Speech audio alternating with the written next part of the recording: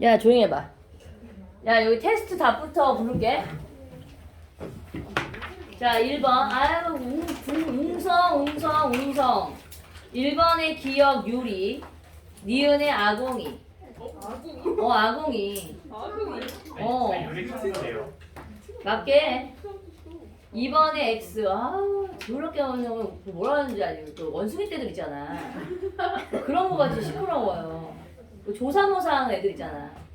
3번의 X. 4번의 역설법. 역설이었어요. 네, 역설. 법은 없어도 되지. 역설이란 말만 알면 되지. 그 다음에 5번의 X. 6번의 5. 7번의 5. 8번의 4. 9번의 5. 10번의 X. 11번의 기역 니은. 12번의 디귿 리을. 13번의 이응. 14번의 X. 15번의 5. 16번의 X. 자, 17번 1번 어휘 문제. 1번의 미음 시색. 2번의 시옷 용의. 3번의 기역 고관대지. 4번의 디귿 독자. 5번의 치읓 종심소욕. 6번의 리을 무상. 7번의 비읍 약관. 8번의 이응 일각 여상추. 9번의 지읒 일조 이석.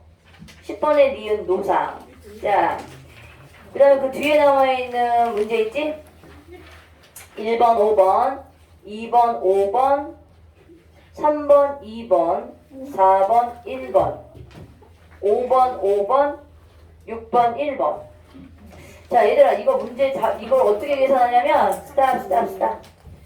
이거 총 22문제, 어휘 문제 빼고 22문제거든?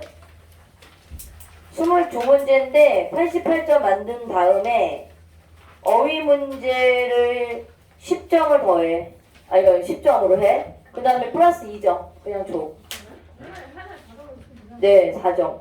쌤 저희 다시 불러주시면 뭐를요? 1번, 2번, 3번 객관식? 1번 5번 2번 5번 3번 2번. 아이 진짜. 와 진짜. 3번 2번 4번 1번 5번 5번 6번 1번. 자, 나머지니까는 그 어휘 문제 빼놓고 4점씩. 그치? 어휘 문제는 4점씩 88점이지? 거기에다가 저기 어휘 문제는 10점인데 2점이 부족할 거야. 2점 그냥 플러스 더 하라고. 내가 문제를 잘못했으니까. 자, 적어. 이름 옆에다가 이름 쓰시고 점수 적어. 반점 2점. 깎아야지 틀렸으면. 됐지? 뭘 그 2개밖에 없는데 그걸 또 틀릴 게 어딨냐. 그쵸? 얘들아 잠깐만, 테스트에서 11번 문제 좀 잠깐 좀 테스트 좀 요거 한번 풀자. 사실 니네가 문법이 다져진 아이들이 아니긴 한데 그래도 1학년 때 처음 배우는 것보다는 조금 이해하는 게 좀 수월해졌을 거라고 보는데, 일단 11번 같은 경우는 얘들아 여기 명사형 어미하고 파생, 전미사의 차이점은 뭡니까? 라고 했을 때 파생, 전미사는 품사 자체가 바뀌는 거야. 맞지? 근데 어미는 품사를 바꿔 안 바꿔? 안 바꾸지? 그럼 이렇게 어떻게 구별하냐면 문장 안에서 구별을 해야 돼. 자, 수주음은 명사지. 그 다음에 아침 달리기는 이라고 했을 때 여기서 명사로 쓰였지. 그런데 디귿하고 리을은 없음을 깨달았다, 빨리 걸음은 이라고 얘기했으니까 부사 어의 수식을 갖고 있는 얘네들은 서술어가 되는 거야. 그 다음에 누구든 수주음하고 달리기는 어디를 수식받고 있냐면 얘네들은 앞에 있는 관형어의 수식을 받고 있어. 이해가지? 이렇게 해서 구별을 좀 해라. 됐습니까? 5점 하면 하나 더 5점 하면 넘치지. 4점 88점이라고 그래서. 그 다음에 이제 어휘 문제가 하나에 1점씩 이래야 돼. 그런 다음에 플러스 2점은 그냥 플러스로 주시라고요. 보너스로. 알겠어? 내가 아까 앞전에 있었던 애들하고 점수를 좀 배점 달리했다. 아까는 7번 애들 어떻게 풀었지? 다 틀렸나? 야, 시끄러워요. 됐어? 걸어볼까? 오케이. 객관식은 안 하는데. 아 객관식 합산해가 쟤 왜 이렇게 많게 몰랐니? 기억이 안 나요. 처음 몰라. 합산하는 게 총 22문제라고 아저씨야. 네. 맞아 안 맞아? 맞죠. 와, 역대급이야 역대급. 한국말도 못 알아듣는 친구. 오케이? 야, 근데 점수가 어느 정도 이제 평균 점수 나오는 거야. 그래서 먹을. 먹으라지 뭐. 그러니까 점수가 내려가잖아. 평상시보다 그치? 맞지? 이걸 노린 거지. 이 점수 깎아버릴까? 얼마인데? 맞아 맞아. 우리 이제 볼수 이장도 하면서 보는 지장이 없니? 70? 맞아. 세상이 최서영은 책을 많이 읽는데 독서를 좀 잘못하고 있는 스타일인 것 같아. 그치? 책은 많이 읽는데 글을 읽는 게 조금 뭐라 그러지? 손뜻이 그냥 내용만 전체적으로 윤곽만 통째로 읽어버리나 봐. 그러다 보니까 세밀한 독서가 안 되는 경우지. 자, 가봐. 오케이. 됐음? 태연아? 선생님 말귀를 좀 잘 알아들읍시다. 이래서 선생님이 자꾸 남성 비하하라고 하는 거예요? 알죠? 말귀 잘 못 알아들으니까. 진짜 정서 내가 더 그렇죠. 당연히 일부러 내친 거지. 에헤이 시끄러워요. 아 겁나 시끄러워요. 갑니다 이제. 야 이번 주 커트라인. 커트라인 무조건 70이야. 오케이. 더 올릴까? 아니요. 70 나이스. 80으로. 아니요. 자, 너희 다 교재 받았지? 숙제 검사는 내가 중간에 할게. 안 해오면 미리 얘기해. 아, 서윤이 했어? 아, 했어? 했는데 어. 내가 딱 하고 갔다 바로 오거든요. 응. 그래서 안 가져왔어요. 야, 찍어서 뭐해? 민주 했니? 호박. 영희 했어? 서윤은? 회의 안 했어요. 이민주 주제 어떻게 하지? 엄마한테 신고? 아니요. 태훈이 했어? 안 했지? 민준이 해봤어? 성준이 했니 안 했니? 했어? 안 한 거야? 했어. 이따 다시 검사할 거야. 수연이 했지? 태희 했냐? 그지? 오케이. 내일 볼게. 아 왜 이렇게 좋아해? 왜안 물어보세요? 했을 거니까. 안 했어? 안 했습니다. 김태윤 안 했냐? 솔직히 얘기해. 안 했어요. 세빈이 했지 당연히. 안 했지? 안 했어? 했어. 안 할 리가 없어. 내가 이름 부르는 애들은 안 할 위인들이 이게 제일 부르는 거야. 이민주 봐봐. 어김없잖아. 어김없어. 아주 제일 불성실해. 어떻게 하지? 가락고의 불성실. 한 명씩 지목해볼게. 문정고의 불성실은 딱히 애매해. 김채서영. 쟤는 뭔가 바쁜데 뭔가 정돈이 안 돼 있어. 그치? 됐어 이제. 억울하지만 할 수 없어. 이미지가 그렇게 바뀌었어요. 여기 좀 봐봐 얘들아. 실전 문제에서 박두진 해하고 나이덕의 어떤 출토, 그 다음에 운영전, 그 다음에 오늘 요거 한 다음에 어디로 넘어가냐면 부교재까지 할 수 있을까 모르겠어. 일단 부교재 오늘 나갔어. 앞부분은 뭐가 아니야야. 어이가 없네. 자 일단 18페이지. 얘들아 일단은 그 문학을 공부할 때 사실 문학의 잘못된 것 중에 하나가 이제 우리가 내신 수업을 할 때는 사실 조금 세밀하게 분석적인 태도를 가지고 막 이렇게 접근을 한단 말이야. 그치? 근데 얘네들이 이제 만약에 너희들이 그냥 주어지는 지문이다. 내가 이걸 막 철저하게 분석을 하면서 보는 게 아니라 그냥 이 작품을 그냥 어떻게 수능 형태로 주어졌을 때 어떻게 읽을 것인가 해결할 것인가. 오케이? 스피드하게 읽는 거 일단 먼저 보자. 여기 이제 이런 질문이 나오면 땡큐지. 왜 땡큐니? 나오게 되면 잠깐만 펜을 좀 뺏을게요. 얼굴 너무 가까이 붙이시냐? 갑자기 얘 불편하겠다. 자 일단 가 같은 시 같은 경우에는 해야 쏘사라 얘는 지금 연애 구별은 있지만 행의 구별이 없는 거야. 무슨 시에 들어가는 거니? 무슨 시에 들어가지? 이런 형태는? 지금 얘가 지금 이렇게 잘려서 나온 것처럼 보이지만 사실은 얘는 이게 쭉쭉쭉쭉 줄글로 되어 있는 거거든요. 얘는 산문시예요. 오케이? 자, 그런 다음에 이제 해야 쏘사라 맑게 씻은 얼굴 고운해야 솟아라. 얘 형식적인 운율을 보게 되면 어떤 형식처럼 이게 운율가락이 느껴지냐면 A, A, B, A 구조 있지. 반복, 반복, 변형, 반복. 그래서 약간 민요적인 율격은 아니야.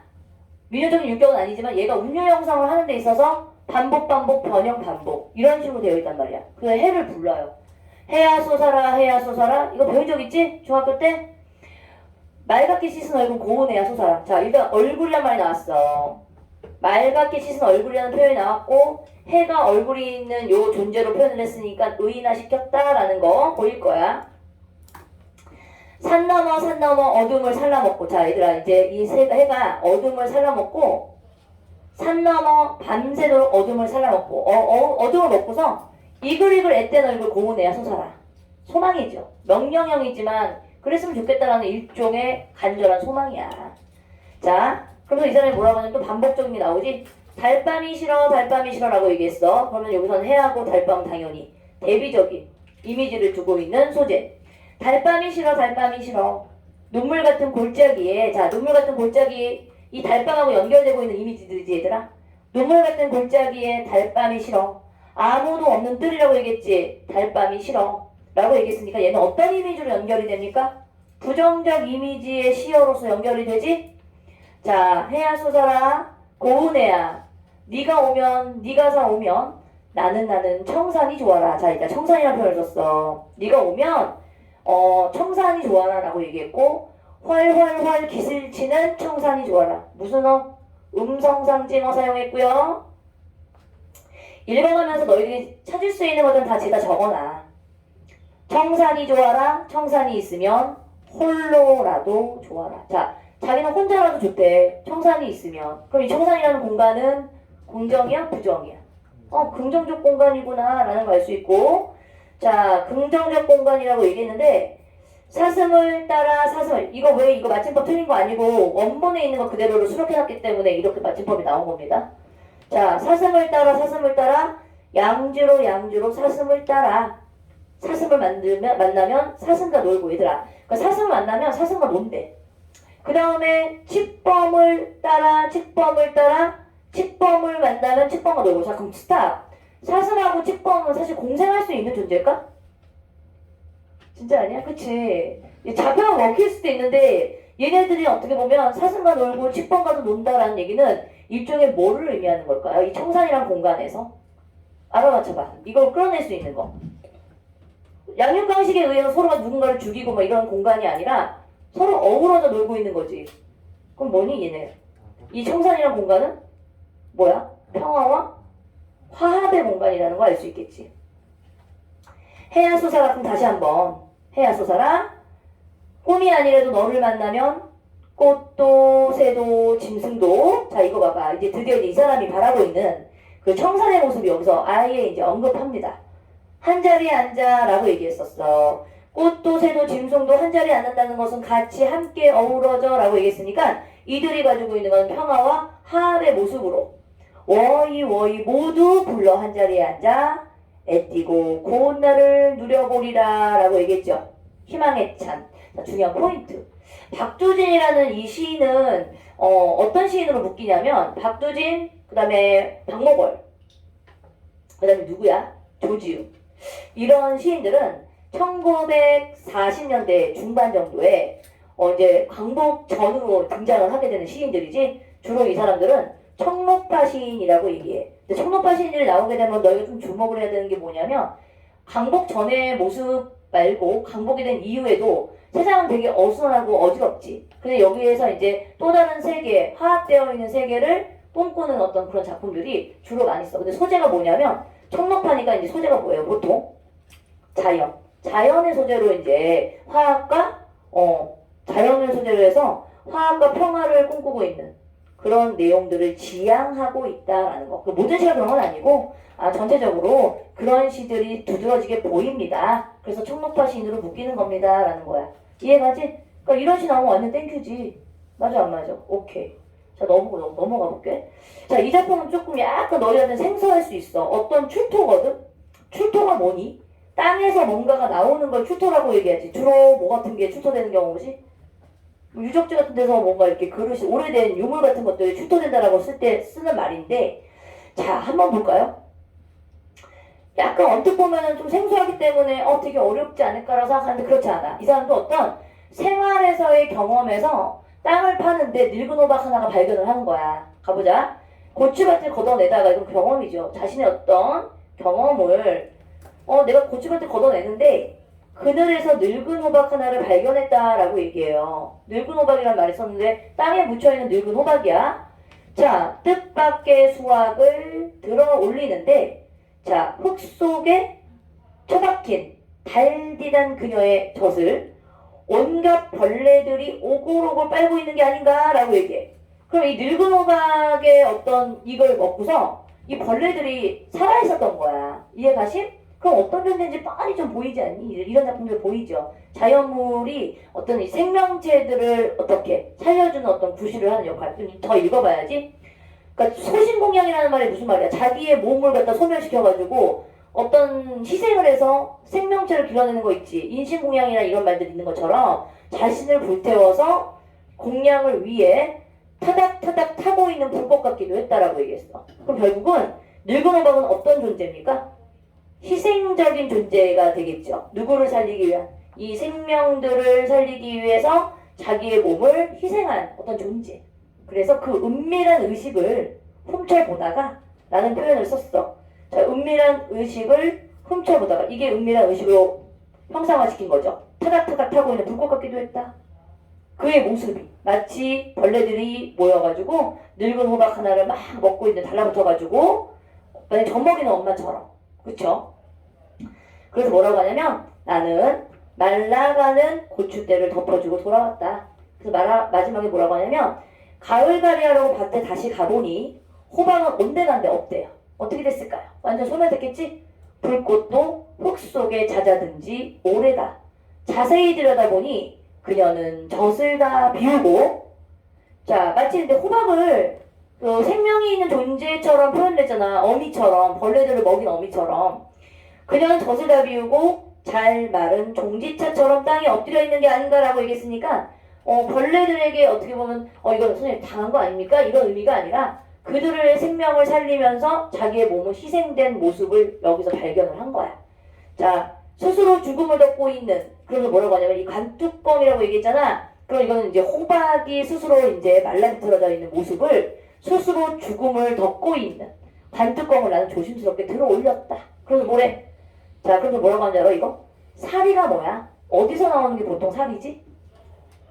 스님들이 열반에 오르면 자기의 어떤 그 모든 그 감내하는 어떤 그런 희생들을 참아내고 몸속에, 그래서 너희가 오래도록 인내하고 참는 것들의 몸에는 사리가 나온다고 얘기할 정도잖아. 그럼 여기서는 뭘 얘기하고 있는 거냐? 희생을 통해서 자신의 몸을 불살라서 벌레들을 먹여 살렸던 누구의? 호박을 둥근 사리들이라는 표현을 썼어. 그럼 여기서는 이게 뭘로 연결되니? 희생이지. 자, 그럼 너희가 이거 선생님 희생으로 끌어내는 거 너무 억지스럽지 않습니까? 억지스럽지 않아요. 왜요? 벌레들이 얘를 먹여 살린 거 맞잖아. 그리고 자기는 나중에 가봤더니 자기의 몸은 완전히 소멸했어. 맞지? 어떤 자연의 대상을 통해서 뭔가를 깨달은 거지. 자, 이제 가봐 얘들아. 이렇게 우리가 이제 꼼꼼하게 이거는 시어들을 다 분석하지 않아도 됩니다. 어느 정도만 읽을 수만 있으면 되죠? 시에 있는 전반적인 흐름과 이해를 하시면 되는 거고, 또 자. 시컨 떠들 때는 확 이러고 있다가 또 이제 레드슨 하게 되면 눈을 감고 있어 항상. 어떤 애 그런 애가 있어요. 그런 애가 있으세요. 자, 1번. 가와 나의 공통점을 하나 적절한 건 몇 번일까 얘들아? 자, 골라봐. 단정적 어조는 의지 강조하고 있는 부분은 어떻게 보면 해야 써서라 그 부분이 되겠지? 그 다음에 역설적 상황을 제시하고 있는 부분은 특히 보여지지는 않고, 그럼 어떤 거가 돼? 자연물의 인격을 부여해서 시적 의미를 드러내고 있다. 왜냐면 야, 살이라는 게 어떻게 보면은 인간이 인내해서 희생을 해서 나오는 게 살인데, 호박 같은 살이가 나온다는 표현은 의인화시킨 게 맞지. 그리고 젖먹이들의 어떤 것들을 먹이고 있는 엄마의 모습처럼 표현을 하고 있어. 맞죠? 자, 2번 볼까요? 요거도 한번 볼까요? 보기를 참고해서 가를 감상한 내용을 적절하지 않은 걸 골라라 라고 얘기했어. 자, 이 시에 등장하는 해는 작가가 지향하는 세계야 라고 얘기했고, 긍정적인 매개 역할을 하고 있다라고 얘기했어. 근데 부정적인 대상과 대비가 되는 밝음을 상징하는 해로 인하여 세상의 온갖 사물들이 신생의 빛을 받아 더욱 활기차가 넘치는 세계가 된다. 결국 작가는 궁극적으로 바라는 것은 이와 같이 활기찬 세상에서 모든 살아있는 것들이 화합하여 평화롭게 살아가는 것이다 라고 얘기했지? 그럼 핵심적인 지향점은 뭐니? 화합과 평화입니다. 자, 그럼 이제 이 시 속에 드러나 있는 그 시 구와 연관지어서 한번 이 보기를 연관 지어보는 거야. 어렵지 않을 건데. 김태희? 네? 내가 고르는 거야. 자, 오 예스만 하면 돼. 자, 1년. 왜냐면 이게 가만히 있으면 입을 올렸다가 가만히 있으면 졸리거든요. 아니. 웃기지 마. 자, 1년에서는 부정적인 대상이 어딘가 대비함으로써 광명한 존재인 해의 의미를 부각한다. OX. 2번. 이 안에서 눈물 같은 골짜기와 아무도 없는 뜰이라는 공간을 제시하여 이 둘을 매개하는 해의 역할을 강조한다. X. 확실해? 네. 이 둘을 매개하는 해. 그렇지? 매개하는 거 아니지? 부정적인 대비적인 이미지에 속하고 있는 소재야. 2번 아니지. 나머지 한번 보자 얘들아. 그냥 시간 쉽게. 의태연이 헐헐 햇빛을 받은 청산 활기찬 모습 가능하지? 보기에 나와 있고 사슴과 놀고 칙범과 놀고라는 행위를 제시하여 화합과 평화의 가치를 드러내고 있다. 맞습니까? 맞죠? 6번 꽃도 새도 짐승도 다 열거하고 있는 이 존재들 앳되고 고운 날 누리자 작가가 지향하고 있는 세계야. 맞지? 자 넘어갑니다. 이제 어디로? 3번. 자 나에 대한 설명으로 적절하지 않은 것은 이라고 얘기했어 얘들아. 1번 기억에서 호박의 가치를 물질적 측면에서 인식하는 화자의 태도가 드러난다. 맞아요?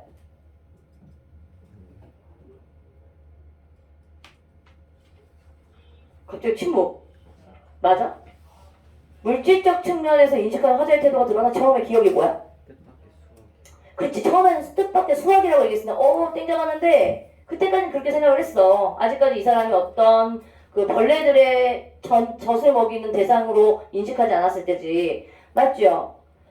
그 다음에 니은은 호박에 대한 화자의 인식이 변화되었으면 할 수 있어. 니은이 뭐였는데? 은밀한 의식이라고 얘기하고 얘네들이 이렇게 타닥타닥 타고 있는 불꽃 같기도 했다라고 얘기했고 소신공양 이 모습을 이렇게 표현을 하고 있지. 자 희생의 모습으로 바라봤으니까 인식이 변화되었구나. 자 덮어주는 행위는 화자가 호박을 의미 있는 존재로 여기고 있는 거 맞겠지? 오케이. 자 3번 맞고. 4번 리을이 상징하고 있는 호박의 강렬한 생명력은 화자에게 삶의 의지를 부여합니까? 라고 얘기했을 때 리을은 이미 뭐예요? 죽은 거죠. 자기의 어떤 몸을 불살라서 이제 타버린 몸이기 때문에 얘는 어때요? 강렬한 생명력이라고 볼 수는 없지. 이미지가. 호박이 희생을 긍정적으로 바라보는 화자의 시각이 나타나고 있다. 너무나 쉽고 심플하게 불렸어. 자 일단 여기 보자 얘들아. 우리 그 다음에 또 운영전 나와 있는 내용을 보기 전에 선생님이 고전소설하고 현대소설의 특징에 대해서 다시 한번 좀 정리를 좀 해볼게. 니네가 이미 알고 있지만 소설은 일단 기본적으로 너희가 조금 알고 좀 따라가야 되는 부분들이 있거든. 자 이렇게 보자. 고전소설 야 여기 그 다음에 현대소설. 사실은 고전이야 현대야라는 걸 정확하게 나눠주는 기준점이 되는 해가 언제죠? 야 여기서부터 여기까지는 고전이야. 근데 여기서부터는 현대소설이야 라고 이제 국문학적으로 정해놓은 시기가 언제야? 개화기. 개화기 때를 기점으로 해서 이게 1894년이거든? 그 이전의 문학을 고전이야 라고 얘기하고 그 이후의 문학을 현대문학이야 라고 얘기하지만 사실은 조금 더 세분화시키면은 개화기 때부터 1945년도까지의 그 문학을 근대문학의 범위로 집어넣고 그 다음에 이후의 문학부터를 우리는 현대문학이라고 하는데 고등학교 과정에서는 그냥 개화기 이후부터의 문학의 범위를 그냥 넓은 의미에서 현대문학입니다 라고 얘기를 해요. 근데 너희가 생각을 해요. 상식적으로 1894년에 개화기가 일어났다고 해서 갑자기 고전의 양식들이 훌쩍 뛰어넘어가지고 현대적인 양식으로 바뀌었겠니?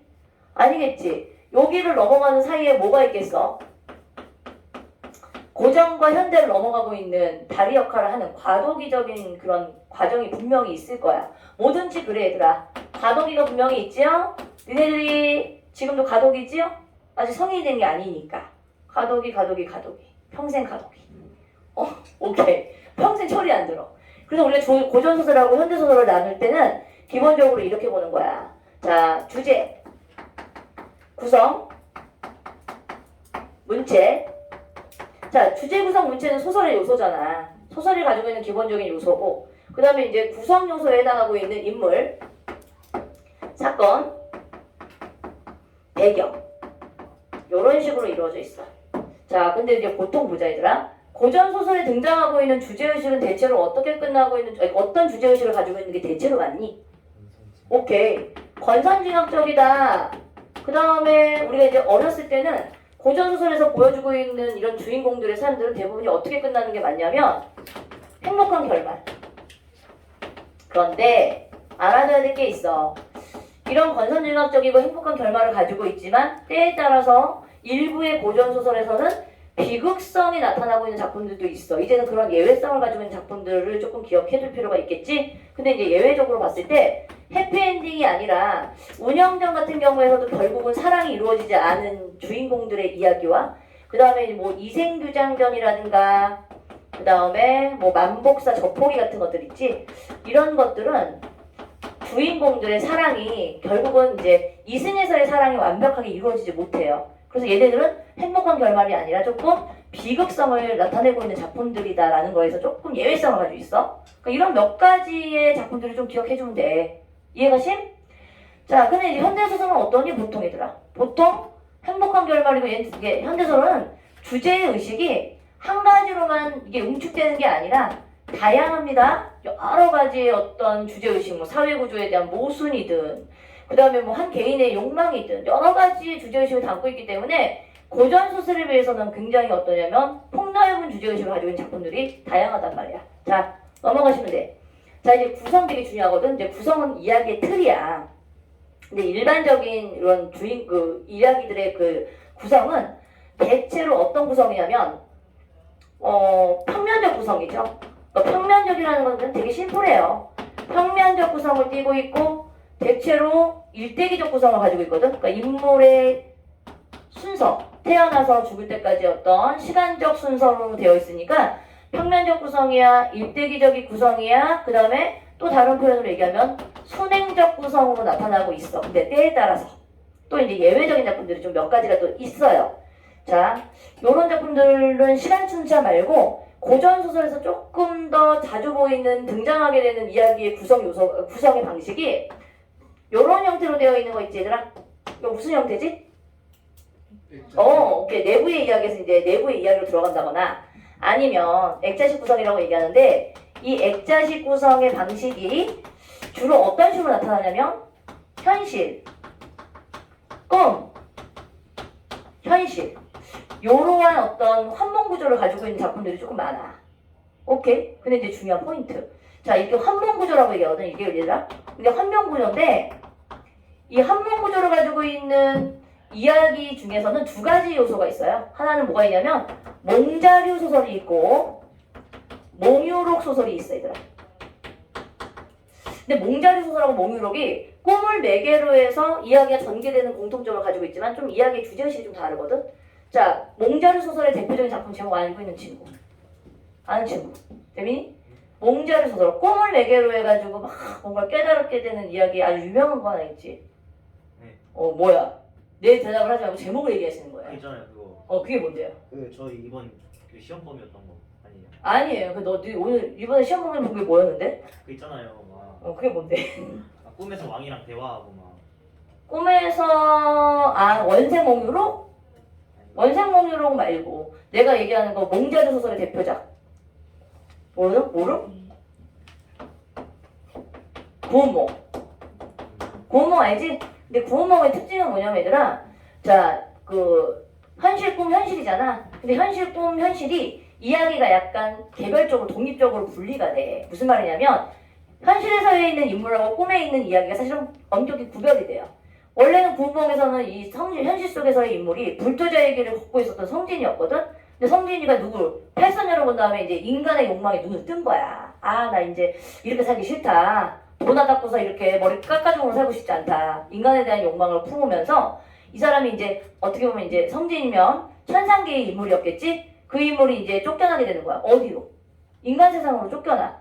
자, 인간 세상으로 쫓겨나면서 꿈속에 이제 이 새로운 인생을 살게 되는 게 뭐냐면 뭐예요? 양소유라는 사람의 이름을 달고서 세상에 태어나. 근데 양소유가 되면서 거의 부귀영화를 누릴 건 다 누려. 그 다음에 6명의 첩과 2명의 아내를 얻게 되는 아주 그냥 부귀영화를 누릴 대로 누리거든?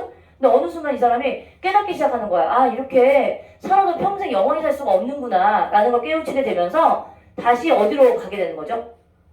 현실의 세계로 이제 깨닫고서 가게 되는 이야기, 구조를 가지고 있어. 이런 걸 우리는 환몽구조라고 얘기하는데 중요한 포인트.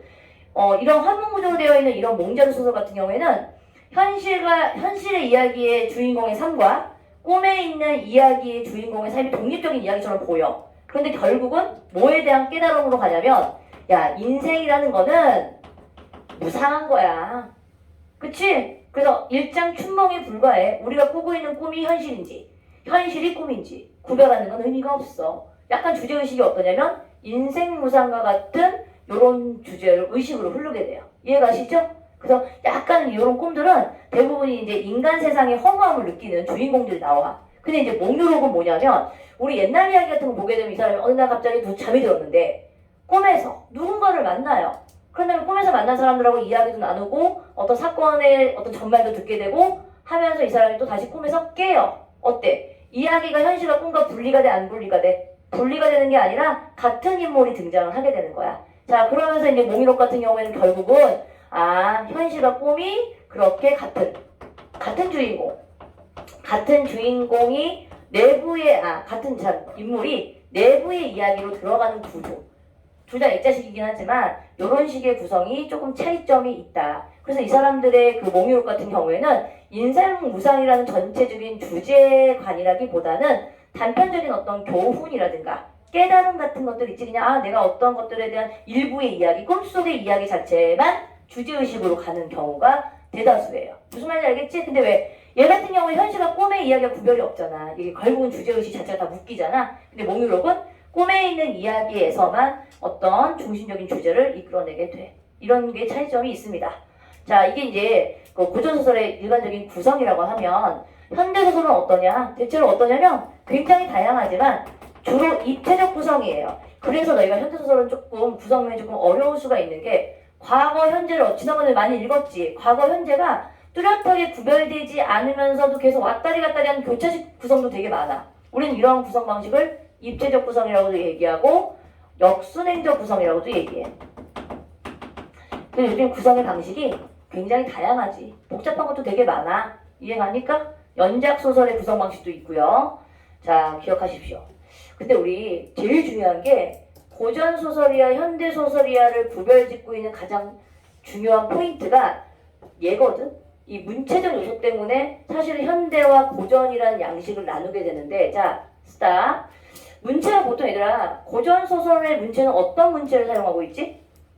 뭐 하는지라, 아래기를 스민한지라.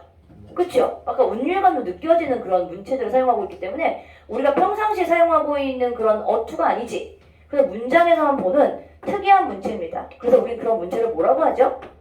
문어체라고 얘기해. 근데 우리 친구들 헷갈리면 안 돼. 소설의 선생님 긴 글이기 때문에 얘가 문장에서만 보는 문체 아니에요? 아니야. 뭐뭐 하는지라, 슬민한지라, 아래기를, 뭐뭐, 왈 이런 말투를 쓰지. 이런 거 우리는 문어체라고 얘기하고, 문어체는 다른 표현으로 얘기하면 약간 율문, 운율감이 느껴지는 거 있지. 판소리 소설 같은 경우에 뭐 사음보의 가락이라든가 이런 가락도 느껴지죠. 그래서 운문체라고도 얘기해. 다른 말로 얘기하면 번역체라고도 얘기하는데, 자, 반대로 현대소설 같은 경우에는 어떤 문체를 가지고 있니? 자, 우리가 일반적으로 사용하고 있는 이런 말투 있지. 그 다음에 우리가 사용하고 있는 이러한 언어들이 문장에서 사용하는 거하고 별반 다르지가 않단 말이야. 우리 이런 문체를 구어체, 그 다음에 산문체라고 얘기한다. 자, 스탑. 질문 하나 들어갑니다. 근데 우리가 아까 얘기했지. 개왕이를 기점으로 해가지고 사실 현대와 근대로 나누지만 완벽하게 소설이 근대화를 이루진 않았어. 근데 누구의 작품을 기점으로 해서 소설이 근대 소설 전환점이 되는 시기가 있어요. 1916년도에 발표한 작품이야. 누군지 알아? 이 사람이 이제 언제니? 1910년대죠. 1910년대에 이 사람의 작품을 기점으로 해서 오케이. 그 전까지는 고전. 이 사람의 작품을 기준으로 해서 그 이후부터는 우리는 근대 문학이야. 근데 현대의 범위로 들어오게 된 거야. 누굴까? 하나 맞춰. 되게 유명한 작품. 이 문체. 뭐를 구별짓게 되는? 고전과 여기 근대. 한마디로 이제 현대라고 얘기하지? 일로 넘어오는 아주 중요한 계기가 되는 작품. 누구의 무엇? 하나 몰라? 힌트 줄게. 이름. 이광수. 모르네. 모르니까? 도대체 아는 게 없어가지고 내가 진짜 미치겠어. 이광수의 무정이라는 작품. 장편 소설인데 애들이 물어봤어. 선생님, 이광수의 무정은 무슨 내용이에요? 어떤 면 때문에 얘가 근대 소설이 됐어요? 라고 얘기했는데, 물론 내용적인 측면도 근대화된 게 맞아. 기존에는 막 동학사상이라든가 뭐 여자의 정절이라든가 약간 이제 고리타분한 내용들을 주로 이렇게 소재로 썼는데, 이 작품에서는 이제 내용상으로 봐도 기독교적인 내용도 이제 신사상이지. 신사상과 신문물, 그 다음에 이제 근대화되어 있는 자유연애, 이런 내용들을 주로 담고 있기 때문에 조금 약간 진취적인 내용들을 담고 있단 말이야. 그런 측면에서 충분히 근대화가 됐지만 그것만 가지고는 근대화라고 얘기하기는 조금 부족해. 아까 얘기했잖아. 이 사람의 작품에서 철저하게 뭐가 이루어지기 시작하냐면 구어체의 확립이 일어나기 시작해. 우리 이런 건 다른 말로 얘기하면 언문일치라고 얘기합니다. 평상시에 일상적인 말과 문장에서 사용하고 있는 이 문장이 일치하기 시작하는 게 누구의 작품 이후로, 이광수의 무정 이후부터 이런 일치가 되기 시작해. 자, 사실은 이 작품이 나름대로는 조금 시작은 되게 원대했어. 너 생각해봐, 김태희.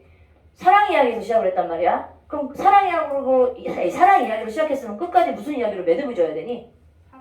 주제의식이 번지게 되면 안 되는데 이 이야기의 시작은 사랑 이야기로 시작이 돼. 그다음 자유롭게 자기의 어떤 그 정해져 있는 혼처가 아니라 자유롭게 연애를 해서 그 여인과 이제 마지막에는 이루어지는데 그 이야기의 주제의식으로 빠지는 게 아니라 막판에 가다가는 계몽주의로 빠져버려. 계몽주의가 뭔데? 야, 우리가 조선을 살려야 되지 않겠냐? 갑자기 삼천포로 빠져버리는 거예요. 그런 어떤 이야기가 가지고 있는 어떤 질적인 요소가 조금 부족한데도 뭐 때문에? 이게 되게 중요한 거지. 구어체가 완벽하게 확립되었기 때문에 누구의 작품을 이유로, 이광수라는 사람의 작품 이후로 근대 소설로 완전히 들어오게 돼. 자, 그럼 이전까지의 문학은 뭐라고 얘기했어? 고전 소설과 근대로 넘어가는 과도기적인 형태를 보이고 있어서 아직 문장 같은 경우에는 그 이전 있지. 1908년이라든가 1910년 이전의 문학 같은 경우에는 아직까지도 문체가 어떤 문체가 썼어요? 이런 문체를 주로 사용하고 있다는 얘기야. 이해 가시지? 조선 후기부터 근대까지, 근대 이전까지. 자, 인물 되게 중요하지, 얘들아. 사실은 소설에서 제일 중요한 게 인물이거든. 어떤 친구가 저번에 모의고사를 푸는데 소대성전을 풀다가 안 풀어가지고 온 거야. 그래서 너 왜 안 풀었냐 했더니 풀다가 인물을 잃어버렸대. 그럴 수 있어. 근데 왜 그런 줄 아냐? 고전소설에서 왜 이게 어렵다고 느껴지냐면 호칭 정리가 안 되는 거야. 처음에는 이 사람이 누구라고 했다가 나중에 가게 되면 갑자기 뭐 처서로 바뀌어 있다거나 뭐 상공이었는데 갑자기 이름이 한림으로 나온다거나 누가 누군지를 모르는 거야. 같은 사람이야? 다른 사람이야? 이런 게 헷갈릴 수 있다는 거지. 그래서 읽을 때 호칭 정리 되게 중요하고 인물의 포커스를 잡으면 이 사람의 이야기의 끝으로 가는 걸 잘 잡으셔야 되는 거예요. 중간에, 근데 대부분 얘들아, 고전소설에서는 인물이 이렇게 중간중간에 새롭게 등장하는 인물이 아니면 다 같은 인물이거든. 호칭 정리 중요하다. 자, 주로 이제 인물은 전형적이지? 전형적인 인물이고, 그 다음에 이런 인물들은 대부분이 어떤 인물이냐? 평면적이야. 그러니까 평면적이라는 얘기는 무슨 말이야? 그게 흐름에 따라서 인물의 성격이 변화가 별로 없어. 나쁜 놈은 그냥 쭉 나쁜 놈이야. 영웅은 그냥 쭉 영웅이야. 보통 이런 인물들이 대다수거든? 근데 현대소설에 등장하고 있는 인물들은 대부분이 어떻습니까? 입체적이죠. 개성적이죠. 그리고 입체적입니다. 자, 일단 질문. 근데 우리 고전소설 속에 등장하는 인물 중에서 홍길동과 같은 인물은 개성적인 인물일까요? 전형적인 인물일까요? 길동이. 홍길동 같은 인물은 전형적인 인물일까? 개성적인 인물일까? 개성 있는 것처럼 보이지? 근데 홍길동은 개성적인 인물이 아니라 완전히 전형적인 인물이야. 왜냐? 그 당시에 길동이는 처음부터 태어났을 때 남들과 다른 영웅적인 면모를 갖추고 태어난 사람인데 다만 뭐가 뒷받침되지 않았을 뿐이니 사회적인 구조가 이 사람이 영웅으로 갈 수 없었던 사회적인 구조였기 때문에 거기서는 이제 사회와의 구조와의 갈등이 보여지고 있는 작품이야. 근데 이제 영웅차. 그럼 이제 고전소설 속에서의 정형적인 인물이 어떤 인물입니까? 라고 했을 때 두 가지 부류로 나타나. 주로 등장하고 있는 주인공을 바탕으로 하면 대체로 영웅담 소설 같은 경우에는 영웅적인 면모를 가지고 있는 인물이야. 뭐 도술 부리고 거의 나라를 구하고 이런 인물들이란 말이야. 조홍정 같은 그런 작품들에서 보게 되면. 근데 영웅적인 면모만 꼭 드러나는 건 아니지 얘들아. 운영전도 마찬가지고 만복사 적복이 이생규장전은 영웅들은 아니야. 근데 보통 고전소설 속에 등장하고 있는 인물 주인공들은 남들보다 어떻죠? 뛰어나. 뭔가 모르게 다 갖췄어요. 외모도 출중하고 그 다음에 이 사람의 학문도 남들보다 더 뛰어나. 그치? 우린 그런 유형의 인물을 뭐라고 얘기해? 제자, 가인, 유형의 인물이야 라고 얘기하는 거야. 그래서 고전소설 속에서 정형적인 제자, 가인, 유형이야 라고 얘기하게 되면 고전소설 속에서의 인물 유형이구나 라는 말이라는 걸 알고 있으면 돼. 알겠지? 근데 이제 고전 말고 현대 같은 경우에는 일단 개성적이죠. 어떤 전형적인 특성을 보이지 않고 두드러진 그 사람들만의 어떤 개성적인 거. 그 다음에 이제 그게 흐름에 따라서 착했던 인물들일지라도 아니면 악당일지라도 그게 흐름에 따라서 이 사람의 어떤 가치관이 바뀌는 그런 어떤 입체적인 인물로 그려내고 있단 말이야. 야, 요즘에는 아예 그냥 대놓고 주인공들 자체를 아예 나쁜 놈으로 본다는 설정을 해놓잖아. 비리 검사. 그쵸? 아주 나쁜 의사, 돈만 밝히는 의사. 이런 식으로 처음부터 설정을 그렇게 약간 좀 전형적이지 않은 정형성을 벗어나 있는 인물들을 설정해 놓은 다음에 그 사람들이 어떻게 바뀌어가는지를 조금 더 보여주는 거야. 입체적으로. 알겠지? 자, 기억해. 자, 사건. 야, 대부분의 사건은 어떻게 진행이 되니? 우연성이지. 그 다음에 비현실성이 굉장히 강하단 말이야. 자, 근데 중요한 포인트. 근데 너희가 이제 점점 조선 후기의 작품으로 갈수록 우연성이고 비현실성인 건 여전히 있어. 근데 읽다가 보면은 나름대로는 서사적인 장치 있지 얘들아. 아, 뭔가 모르게 고전이지만 뭔가 이렇게 암시를 준다거나 앞으로의 사건에 필연적인 역할을 부여하기 위해서 작가들이 의도적으로 나름대로 장치를 설정할 때가 있어. 고전소설에서도 약간은 일반적으로 우연적이고 비현실적인 이야기지만 필연성을 부여하기 위한 장치들이 보이는 경우가 있습니다. 그래서 우리는 그런 걸 서사적 장치라고 얘기해. 이런 문제 되게 잘 나와. 우리가 알고 있는 일반적으로는 고전은 무조건 우연성인데 비현실적인데 이건 중학교 때 너희들이 그냥 이런 공부했을 때의 문제인 거고 고등학교 과정에서 만나고 있는 작품들은 각마다 고전이지만 모두 보인다는 거죠. 서사적 기능을 하고 있는 장치 같은 것들을 찾으세요라는 문제가 되게 잘 나오는 거야. 무슨 말인지 알겠지? 그 다음에 이제 일반적으로 이제 현대소설은 어떠니? 사건이 우연찮게 일어나고 있는 경우 없지? 다 필연적이고 개연성이 있어요. 개연성 무슨 뜻이냐? 아직 일어난 일은 아니지만 충분히 일어날 수 있는 가능성이 있는 이야기 속에서 원인과 결과, 사건의 이야기가 촘촘하게 서로가 연관성을 가지고 일어난단 말이야. 우린 그런 걸 필연성이라고 얘기해. 근데 고전소설 속에서도 가끔 필연적인 어떤 성격을 부여하기 위해서 아까 얘기했지? 서사적인 장치나 소재 같은 것들을 제시할 때가 있으니까 그런 것들만 염두하면 돼. 왜? 뻔한 것들이 있는 가운데 약간 특이성을 가지고 있는 것들도 있단 말이야. 기억하시지? 오케이. 자, 그 다음에 이제 우리 배경인데, 자, 이 배경은 보통 우리가 고전소설 속에 등장하는 배경은 작자 미상이 쓴 작품 같은 경우에는 주로 어디가 등장하냐면 조선인 경우도 많고, 그다음 양반들이 썼다라고 하는 작품들은 조선보다는 주로 중국을 배경으로 하는 경우가 되게 많습니다. 그치? 그런데 현대는 무조건 이 배경 자체도 굉장히 다양하지. 그리고 배경의 구실은 백그라운드잖아. 근데 얘가 이제 어떤 주인공들의 앞날을 암시하기도 하고, 그 다음에 전체적인 주제를 암시하는 역할을 하기도 하기 때문에 배경이라는 것도 나름대로 소설에서는 중요한 장치가 된다. 근데 이런 어떤 공간적 배경 있잖아, 얘들아. 공간적 배경은 대부분이 조선 아니면 중국이라는 배경, 그 다음에 어떻게 보면 시대적인 배경이 약간 이제 불분명한 그런 배경들을 가지고 있는 경우가 많은데, 가끔 가다가는 뭐가 나오냐면 우리 그 신사고로 공부했던 친구들 있지. 가락고, 최척전 배웠잖아. 최척전 같은 경우에는 조선과 중국이 아니라 조금 확장성을 보이고 있는 배경을 보여주고 있지. 그런 것들이 나왔을 때 조금 주목을 해야 돼. 뭔지 알겠죠? 일반적인 거를 넘어가는 작품들. 점점 고전이지만 고전 소설들은 근데 얘들아 읽다 보게 되면 되게 그 어떠니 틀 자체가 되게 뻔하지. 오케이? 뻔하죠? 자, 근데 우리 운영전 작품은 이런 고전 소설들이 가지고 있는 어떤 전형성을 가지고 있지만 되게 중요한 주제의식이 있어. 우리가 이 작품을 읽어보면서 운영전에 보여주고 있는 고전 소설에서 이 작품은 어떤 특이성을 가지고 있는지를 한번 볼게. 자, 우리 이제 한번 봅시다. 교재를 보시면 페이지는 몇 페이지인가요? 23페이지입니다. 읽어볼게요. 자, 앞부분 줄거리 되게 중요한 포인트. 이게 이제 이 글에서 또 꿈이 나오지.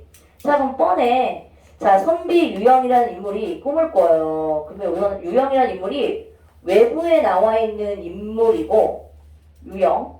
그 다음에 요 내부의 이야기로 누구의 이야기가 가는 거냐면, 김진사와 운영이라는, 이거 누가 좋아해요? 아까 서양이가 제일 좋아하는 작품이네. 그 김진사와 운영이의 사랑 이야기가 내부 이야기인데 이 내부의 이야기는 누구의 시선으로 진행이 되냐면 운영이의 시선으로 서술되고 있다. 보통 고전 소설에서는 전제 작가 시점이 많잖아. 근데 이 작품은 그게 좀 특이한 케이스야. 1인칭 주인공 시점과 같은 이야기가 이 꿈속에서의 내화 이야기는 운영이의 시선으로 진행이 되고 있어. 그래서 1인칭 주인공 시점이 보이는 거야. 일반적인 고전 소설의 시점하고 좀 다르지? 자, 근데 이제 이게 유영이라는 인물이 김진사의 이야기를 꿈속에서 듣게 돼. 자, 어떤 이야기인지 보자, 얘들아. 죽은 운영이가 이미 죽었어요, 얘들아. 비극적인 결말로 끝난 겁니다. 김진사를 만나서 그들의 이야기를 듣게 되죠. 안평대군이라는 사람이면 결국 왕족이잖아. 궁녀 10명을 뽑아 가르치면서 라고 얘기했으니까 벌써 딱 뻔히 보이지, 얘들아. 궁녀는 왕의 여자이기 때문에 함부로 다른 남자랑 사랑에 빠지면 안 되는데 지금 벌써 보니까 김진사랑 사랑에 빠진 거 보니까 이 궁녀가 사실은 하지 말아야 될 금기를 어긴 거단 말이야. 자, 근데 김진사가 사랑에 빠졌다. 근데 여기서 이제 김진사의 노비인 특이라는 인물 이름입니다. 자, 여기서 이제 악인이겠지. 꾀에 따라 둘은 도망가려고 운영의 의복과 재물을 빼냈다. 자, 여기까지가 줄거리야. 자, 그러면서 이제 대화로 곧바로 나오지. 이거 수능에 출제가 됐던 문제입니다. 2013년도과에. 진사는 다른 말을 하지 않고 오로지 일렀습니다. 너는 재물을 잘 지키고 있겠지? 내가 장차 그것을 다 팔아서 부척계 지성으로 발언하여 오래된 약속을 실천하리라. 이렇게 얘기를 했어. 특은 집으로 돌아가 혼잣말로 일렀습니다라고 얘기했지? 궁녀가 나오지 못했으니 그 재물은 하늘이 내게 준 것이도다. 이렇게 얘기했죠. 그러면서 이 특의 행동을 여기서 보여주죠. 벽을 향해 남몰래 웃음을 지었으나 교활한 인물이야. 이런 행동을 통해서 이 사람의 성격을 유추할 수 있다. 자, 다른 사람이 그것을 알 리가 없었습니다. 라고 얘기했어. 하루는 특이 자기 옷을 찢고, 그러니까 한마디로 하면 당한 피해자 코스프레를 하는 거야. 코를 스스로 때려 피를 온몸에 흠뻑 바르고. 자, 그럼 이거는 뭔지 아니? 특이 하루에 자기가 뭐를 하는 거냐면 누군가에게 당한 그런 약간 자작극을 꾸민 거야. 머리를 풀어헤친 채 맨발로 달려들어와 뜰에 엎드려 울면서 말했습니다. 제가 강도의 습격을 당했습니다. 이렇게 얘기해. 그리고는 기절한 척했습니다. 진사는 특이 죽으면 재물을 묻을 곳을 알 수 없게 될까 염려되어 약을 입에 흘려넣는 등 특을 살려냈습니다. 그러자 특이 10여일 만에 일어나 말했습니다. 거짓말하는 거죠. 제가 혼자 산속에서 지키고 있는데 많은 도적들이 갑자기 들이닥쳤습니다. 박살날 것 같아 죽을 힘을 다해 달아나 겨우 목숨을 도전하게 되었습니다. 이 보물이 아니었다면 제가 어찌 이런 위험에 처했겠습니까? 운명이리도 험한데 어찌 빨리 죽지 않는고? 막 이래. 말을 마친 특은 발로 땅을 치고 주먹을 가슴으로 치며 통곡했어요. 진짜야? 자작극이라고 아까 얘기했었지? 자, 진사는 부모님이 알까 두려워. 왜 그런지 알죠? 궁녀랑 사랑에 빠진 거, 그 다음에 궁녀랑 도망갈 생각까지 했던 거를 부모가 알면 난리가 날 거 아니야, 당연히. 그래서 이 말을 알까 두려워서 따뜻한 말로 위로하여 보냈다가 뒤늦게 특의 소행을 알았다는 얘기는 뭐냐면 거짓말이었구나라는 걸 알았어. 노비 10여 명을 거느리고 가서 불시에 특의 집을 포위하고 라고 했어. 수색을 하였습니다. 그러나 금비녀 한 쌍과 거울 하나만을 찾아낼 수 있었습니다라고 얘기했지. 자, 이 물건을 작물이 뭐니? 그 도둑놈들이 훔쳐가지고 이렇게 팔아넘기는 게 작물이잖아. 그 도둑질한 물건들을 작물이라고 얘기해. 물건을 작물로 삼아 관가에 고발하여 나머지 물건들도 찾고 싶었으나 문제는 이런 일들, 자기가 그동안 특이하게 왜 이런 일을 했고 꾸몄고 이런 자초지종을 얘기해야 될 거 아니야. 그래서 누설될까 두려워 고발하지 못했습니다. 진사는 그 재물이 없으면 불공을 들일 수 없었기에 특을 죽이고 싶었으나 힘으로 제압할 수 없어 애써 침묵했습니다. 자, 이제 보자. 특은 자기 죄를 알았어요. 궁궐 담장 아래에 사는, 자, 우리 맹인의 역할이 뭔지 보자. 우린 이런 인물들을 중요한 인물이 아니라 보조적 인물이라고 얘기하고, 고전소설 속에서 자주 등장하는 캐릭터들이죠. 이런 사람들이 뭐니? 그건 어떤 사건의 정보를 준다거나 뭐 순간적으로 이제 다른 사건으로 연결해주고 있는 어떤 조나탄 부시라는 역할을 하는 거니까 그게 특별하게 중요한 역할은 아니지만 불쑥불쑥 튀어나와. 알지? 내가 며칠 전에 새벽에 이 궁궐 담장 밖을 지나가는데 또 뻥치죠. 웬 놈이 궁궐 안에서 서쪽담을 넘어 나왔어. 도적인 줄 알고 소리를 지르며 쫓아가자 그 놈은 가졌던 물건을 버리고 달아났어. 나는 그 물건을 집에 보관하고 있으면서 임자가 찾아가기를 기다렸어. 그런데 우리 주인은 거짓말하는 거죠. 김진사. 본래 염치가 없어서 내가 물건을 얻었다는 소문을 듣고 몸소 내 집에 와서 그 물건들을 찾았어. 내가 다른 보물은 없고 단지 비녀와 거울 2가지만 있다고 대답을 하자 주인은 몸소 수색을 해서 과연 그 2 물건을 찾아내었소 라고 얘기해. 주인은 그것도 부족해서 바야흐로 나를 죽이려고 하고 그래서 내가 달아나려고 하는데 달아나면 길하겠소? 라고 물어봐. 그럼 그 맹인은 뭐야? 점괘를 본 점쟁이였겠지. 맹인이 말했다. 길하다. 길하대. 너 행운이 있을 거야. 이렇게 얘기를 했어. 자, 그때 맹인이 이웃이 옆에 있다가 그 이야기를 다 듣더니 특이하게 말했다. 그래서 뭐래? 야, 너희 주인은 어떤 사람인데 이처럼 노비에게 포악하게 구느냐? 도대체 누군데 이렇게 나쁜 놈이야? 그랬더니 뭐래? 특이 말했다. 우리 주인은 나이가 어리나 문장에 능해서 조만간 틀림없이 급제할 사람. 자, 이게 바로 있잖아. 여기서는 얘가 김진사일 거 아니니? 자, 어리나 문장에 능해서 조만간 틀림없이 급제할 사람이야 라는 거니까 고전소설에 등장하고 있는 제자가인의 유형이라는 게 여기서 나오죠. 제자가인이에요.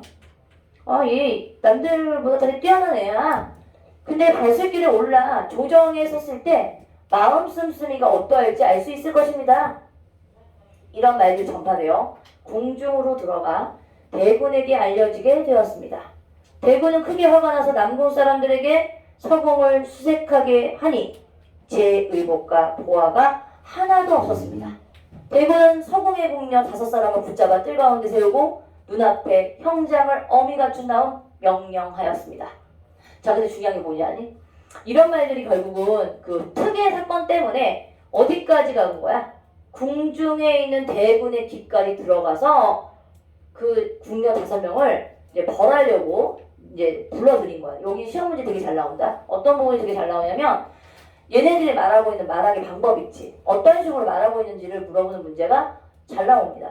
이거는 운영전뿐만이 아니라 기본적으로 고전소설에서 말하기 방법 나오는 거 있지. A, B 이렇게 비교한 다음에 야, 얘가 지금 말하는 게 어떤 식으로 말을 하고 있니? 라는 거 비교하는 문제 무진장 잘 나와. 자, 그래서 뭐라고 하냐면 대군은 서궁의 궁녀 5사람을 붙들어 뜰 가운데 세우고 눈앞에 형장을 엄히 갖춘 다음 명령하였습니다. 자, 곤장수를 헤아리지 말고 죽을 때까지 때려라. 이에 5사람이 말했습니다. 한마디 말만 하고 죽기를 원합니다. 그러니까 궁녀 5명이면 운영이하고 함께 있었던 그 궁녀들이겠지? 자, 뭐라고 하냐면 이제 보자. 대군이 말했습니다.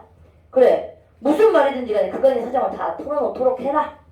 자, 첫 번째 궁녀 은섬이라는 인물이 자, 되게 중요한 얘기를 해. 남녀간의 정은 귀하든 천하든 사람이라면 모두 다 있는 법입니다. 자, 이거 보니 남녀간의 사랑의 감정이라는 건 어떻게 보면 이거는 개인적인 본능 아니야? 누구나가 다 있는? 이게 인간의 본능이야. 인간의 보편적 정서란 얘기죠.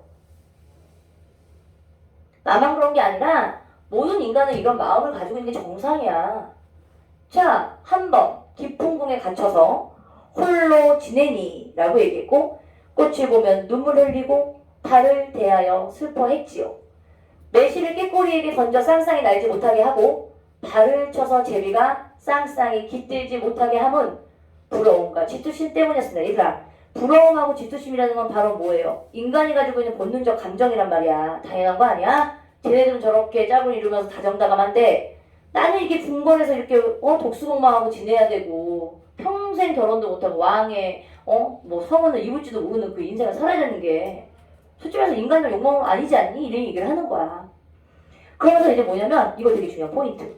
궁궐의담이라는 건 뭐냐면 이게 이들에게 처해 있는 뭐냐면 사회적 제약이 되는 거지. 그럼 여기서는 뭐가 보이는 건지 아니 얘들아? 운영자는 일단 뭐 사랑의 이야기에서 출발을 하지요. 궁궐이라는 공간을 통해서 금기되어 있는 외간 남자랑 결혼할 수 없고 사랑할 수 없는 그런 사회적인 제약 속에서 이 운영이의 개인적인 이 감정은 사실 누구나 다 있는 보편적인 감정이야. 그럼 그렇다고 운영이를 탓할 일이 아니야. 이 얘기를 하는 거예요. 설득의 요건으로. 그래서 뭐라고 하냐면 뭐라고 했냐면 저희가 담을 넘으면 인간 세상의 즐거움을 알 수 있음에도 불구하고 저희가 그러하지 않는 것은 어찌 힘이 부족해서였겠습니까? 솔직히 말하면 충분히 할 수 있는 그런 능력은 있을 수 있지. 자기가 좀 나쁜 마음 먹는다면. 하지만 뭐지? 다만 자기는 주군의 위험을 두려워하여 그 담을 넘지 않는 것입니다. 선을 넘지 않는 이유는 주군의 위험 때문에 넘지 않아요. 그러면서 이 마음을 굳게 지키면서 중궁에서 말라 죽을 생각뿐이었습니다. 그런데도 주군께서 이제 죄 없는 저희들을 죽이려 하시니 저희는 황천에서도 눈을 감지 못할 것입니다. 억울하다 이거죠.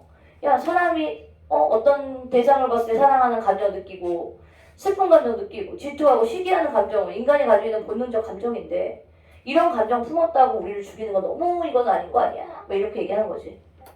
자, 비치 두 번째. 이 비치가 또 이제 이 궁녀 두 번째야. 비치가 초시를 올려 말했습니다. 초사를 올려 말했습니다.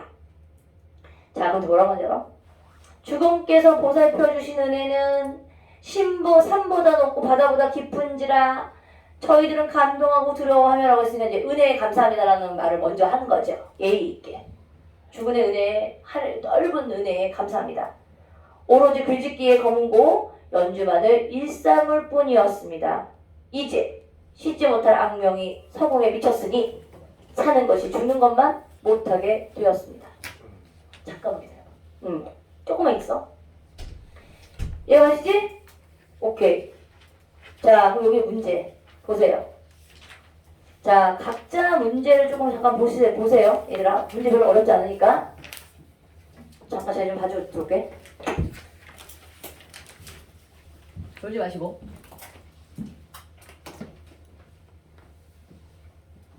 그만 자. 잠깐 어떻게 났어요? 바보. 야, 눈이 삐쁘냐? 바보이지? 이렇게 쳤는데 공부하는 뭐가? 편안한 별 봐.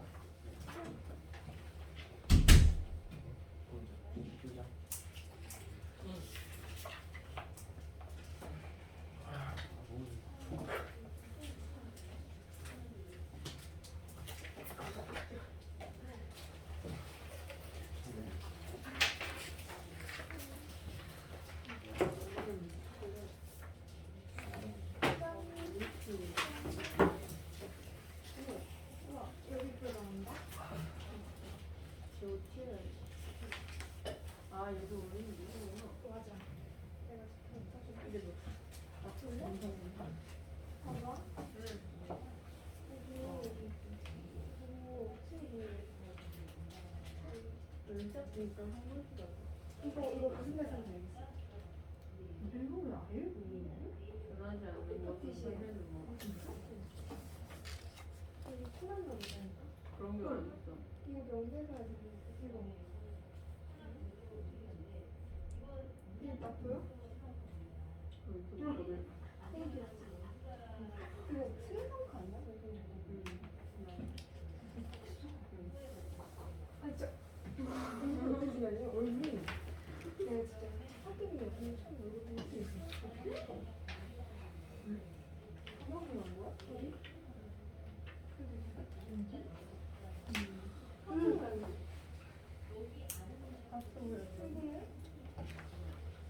너무 졸려. 이렇게 해서 언니.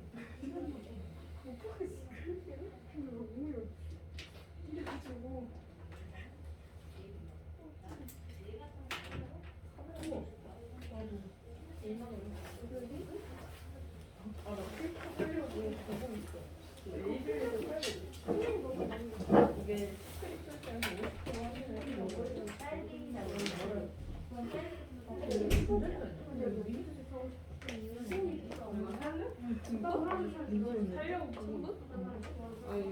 지금 시크릿 오늘까지 뭐 반값해서 할 수 있거든 이번 주까지. 2만 원 정도.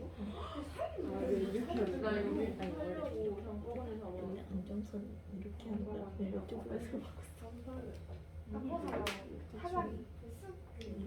화장이 예쁘지. 화장이 예쁘지.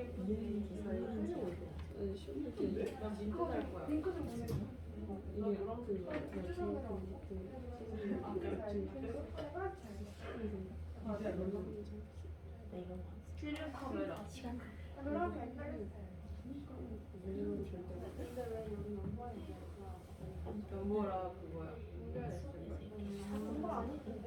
답을 3번을 민트. 노랑 이쁘지? 빨간색. 이렇게 빨간색 들리는 네가 이유가 뭐지? 초록색이야. 민트랑 민트가 예쁘더라고. 파란색도 진짜 초록색.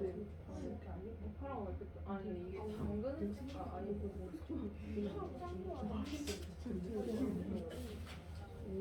너무 비싸네. 별로 주고 싶어? 시세보다 좀 비싸. 아니 근데 여기 코딱 올라왔는데 이거보다 싸. 여기 민트 실물인가 봐 이게. 그래서 내가 살려고. 코닥이야? 응 코딱. 뭐야 진짜? 코딱 가면은 브랜드 있는 데가. 나 이거 살려고. 프라는 단점이 잘못 찍으면 근데 안 똑같은 거. 해요. 처음에 찍었는데 눈이 이렇게 나온 이거 거야. 때문에 사진에 좀 관심 생겨가지고 따라온다고. 사진을 쓰고 있어요.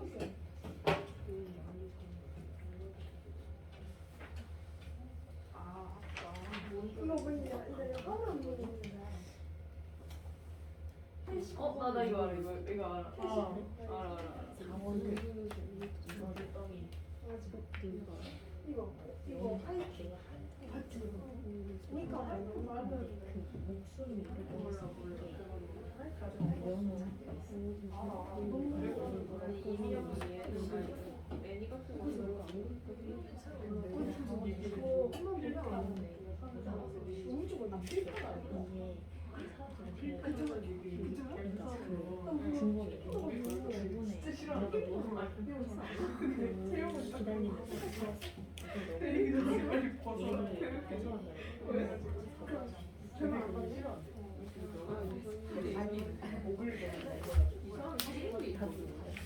진짜 이렇게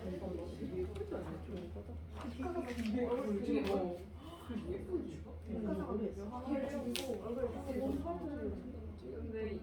너 에이블 있어? 에이블리에 쿠폰이 왔어. 이게 50%짜리가 있어. 근데 여기 적용 성분에 그게 있을 거야. 아, 분명 거기서 본 거 같은데. 아니 어쨌든 적용이 될 거야.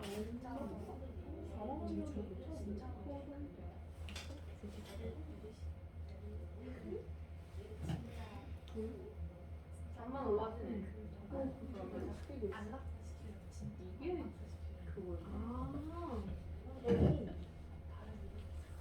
뭐 시도가 이거만 되지. 다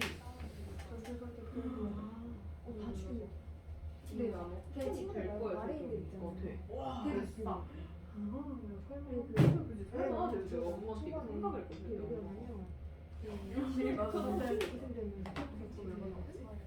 미래에 그래서 지금 옷을 빼고 카메라를 그래가지고 애기 기억나 지금 큰 애기 이제 옷 두 개를 골라서 정말 중요해. 거기는 그 중식당에서 마음 생겨가지고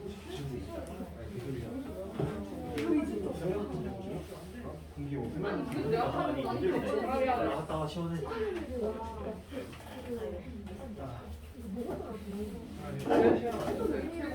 설마 신생이 있었나? 그지? 아니 그 반지를 좀 받았어.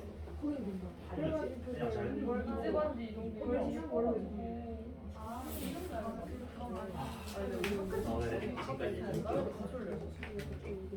지금까지 한 끼가 엄청 있어요. 일단 오늘 2시에 다음 주에 만나면 좋은 거 2시에 나와서 씨발 그게 맞아. 그거는 이게 맞아. 4시에 밥 먹고 아, 뭔가? 아 뭔가? 내가 아 뭔가? 나?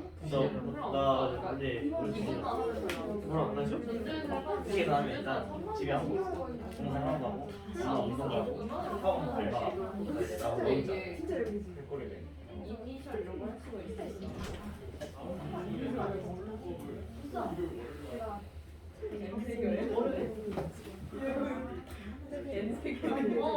엠은 메일 이런 거 아니야? 메일, 네. 이메일 뭐 이런 거. 왜 떠들어? 카메라 들고 와. 자 이제 보자. 풀었어? 1번. 1번. 자 이거를 이제 야 우정형 같은 경우에는 수집에서 중학생 애들도 놓치자고 풀 수 있어. 좋댄다. 아 이 두펜 누구 거지? 아 제 거야. 가져야 되겠다. 하나 얻었어. 믿어놓고. 응. 뭘 또 민원으로? 야 민원 얘기 하지 마. 나 지금 스트레스 받아. 정말 충격적이야. 아니 근데 이게 근데 아니 수집에서 좀 반성하게 되지. 왜 그런지 알지? 재민아? 그런 게 있어. 민원 들어왔어요. 민원 들어왔어. 자 윗글에 대한 이해를 적절하지 않은 거. 자 진사는 재물을 찾기 위해 특이의 집을 수정한 거 맞아? 네. 근데 특이 운영이 도둑을 맞았다고 맹인에게 말했어요? 아니지. 자기가 도둑을 맞았다라는 걸 거짓말로 얘기를 한 거지. 꾸며서. 2번이 틀렸지. 오케이? 2번. 자 궁궐회담에 대한 설명 이게 뭐지? 우리가 단 밖에 있는 세상이 더 좋은 거 알아. 뭔가 인간은 또 즐거운 게 있을 수 있을 걸 알지만 나는 왕의 위험 때문에 넘지 않아. 그치? 그럼 뭐야? 이건 대군의 권위를 고조한다고 보기 때문에 이 사람들 감 넘지 않는 거죠. 이해가시죠? 오케이, 이해가 돼야지. 이거 아니지. 관심이 없는 거 아니죠. 신분적 위기가 없는 게 아니지. 오케이? 자, 3번. 이거 한번 보자. 자, 고정전에 이제 이거 되게 중요한 포인트가 액자 속에서의 이야기는 주인공이 서술한 것이어서 그러니까 주인공이 서술한다는 얘기는 누구의 관점이라는 얘기지? 운영이의 관점에 의해서 이야기가 서술되고 있다는 얘기고 서사는 운영과 김진사의 시선에 포착된 현실을 중심으로 전개가 됩니다.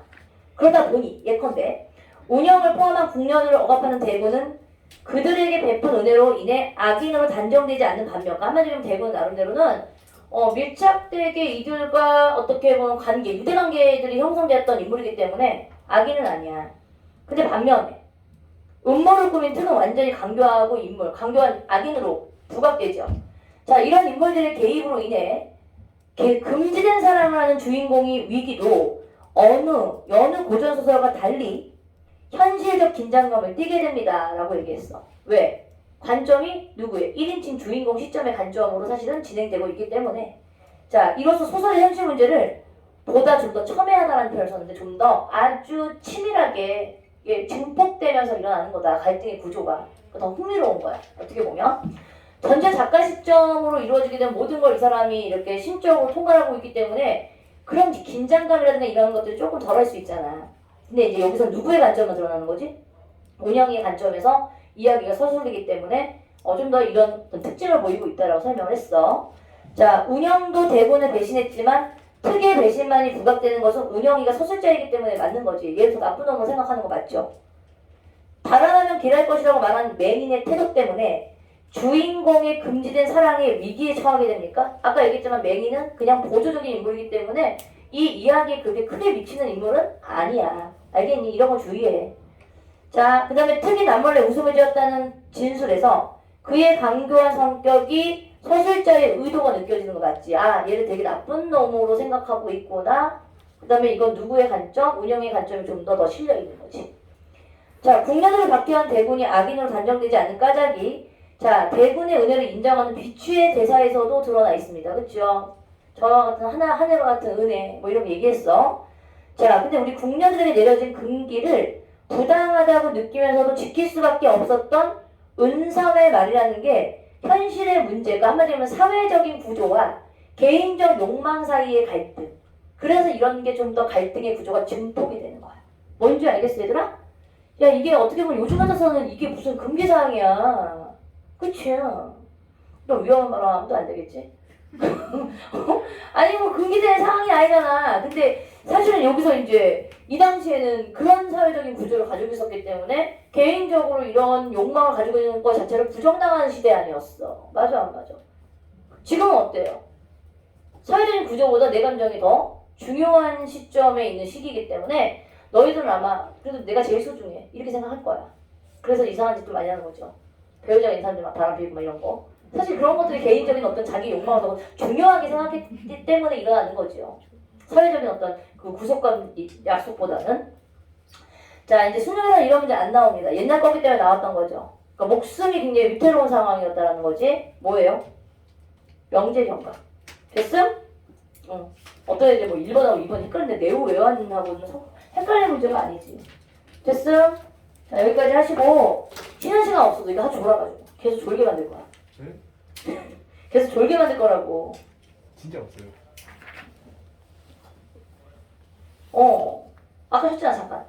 나 나갔다 온 사이. 아, 그건 신기 아니에요. 맞아요. 알았어. 그럼 다음 시간에 졸기만 해봐. 너희들 집중적으로 볼거 이 삼각형. 이 새끼들. 시커먼 새끼들 쳐 자요. 이 상태에서 엄청 뿜어내면서. 오케이. 10분간. 그치.